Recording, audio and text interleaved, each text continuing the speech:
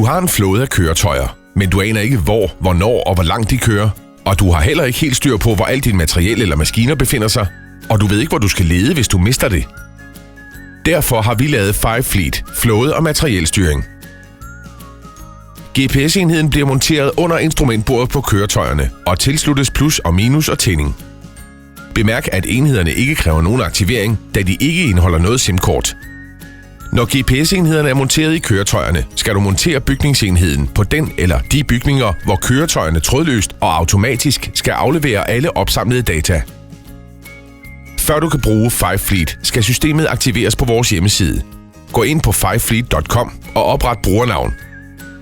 For at aktivere 5Fleet-systemet skal du indtaste den kode, der fulgte med bygningsenheden.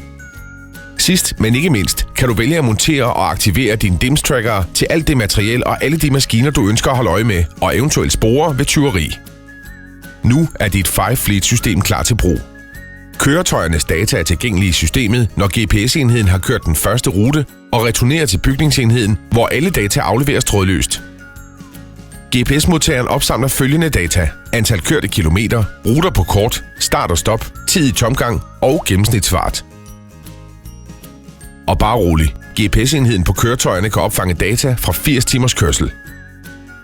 GPS-enhederne vil automatisk fange signalerne fra virksomhedens egne og andre folks DIMS-trackere og positionere disse på kortet. Hermed kan du altid finde dine maskiner og materiel og medvirker til at hjælpe andre folk med at finde deres forsvundne genstande. Når køretøjerne returnerer til de bygninger, hvor bygningsenheden er monteret, afleverer den automatisk og trådløst alle opsamlede data, samt positioner på de DIMS-trackere, den har mødt undervejs. Med 5Fleet har du altid styr på dine køretøjer, maskiner og materiel til en rigtig stærk pris.